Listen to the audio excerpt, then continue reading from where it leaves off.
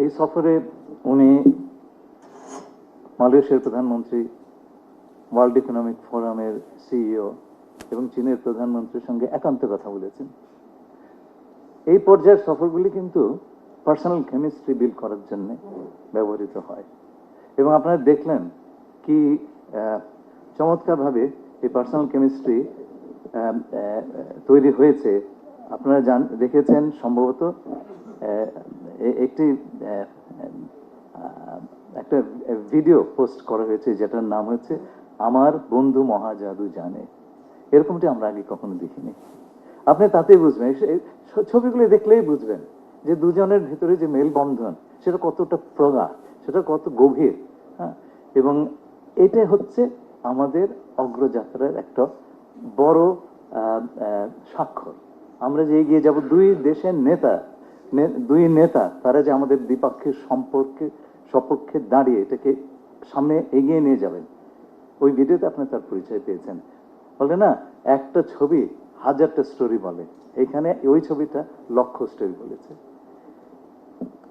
President Xi Jinping এর সঙ্গে আমাদের প্রধানমন্ত্রীর আনুষ্ঠানিক বৈঠক হয়। তারপরে বেশ সময় ধরে তাদের মধ্যে দুজনের মধ্যে আলাপ হয়। প্রেসিডেন্ট শি জিনপিং আরেকজন সরকার প্রধানকে বসিয়ে রেখে আমাদের প্রধানমন্ত্রীর সঙ্গে দীর্ঘক্ষণ আলাপ করেন। রাষ্ট্রপতি শি জিনপিং সাথে আমাদের প্রধানমন্ত্রীর একান্ত বৈঠকের পর চীনের পররাষ্ট্র মন্ত্রণালয়ে ব্রিফিং এ যে কথাটি বলা হয়, আমি একটু উদ্ধৃতি দিচ্ছি।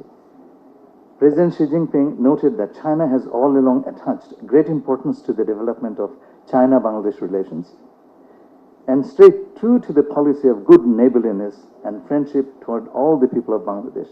No matter how the world changes, China will not waver in its commitment to the overall direction of China-Bangladesh friendly relations and will always be a trustworthy good friend, good neighbor, and a good partner of Bangladesh.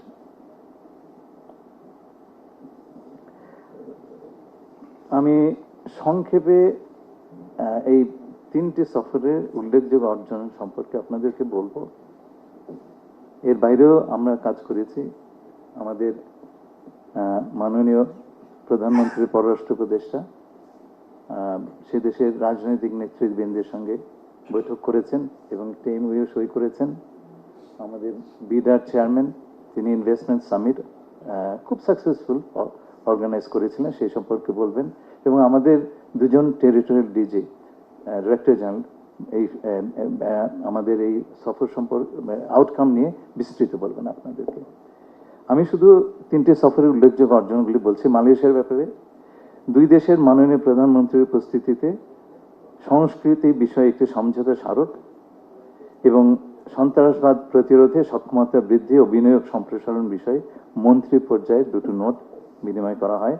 দীর্ঘদিন ধরে স্থগিত থাকা পররাষ্ট্র মন্ত্রণালয়ের দ্বিপাক্ষিক বৈঠক বা bilateral consultation meeting দ্রুত পুনরায় শুরু করার বিষয়ে উভয় পক্ষ ঐক্যমতে আসে।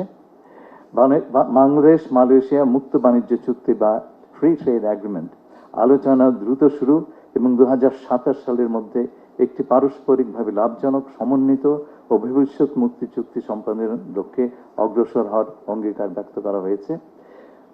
Malaysia Bangladesh joint business council প্রতিষ্ঠার অগ্রগতিকে স্বাগত জানানো এবং দুই দেশের ব্যবসায়ী সমাজের মধ্যে নিয়মিত সংলাপ, পারস্পরিক ব্যবসায়িক যোগাযোগ ও বিনিয়োগ সহযোগিতা জোরদারের বিষয়ে আমরা আলোচনা করেছি।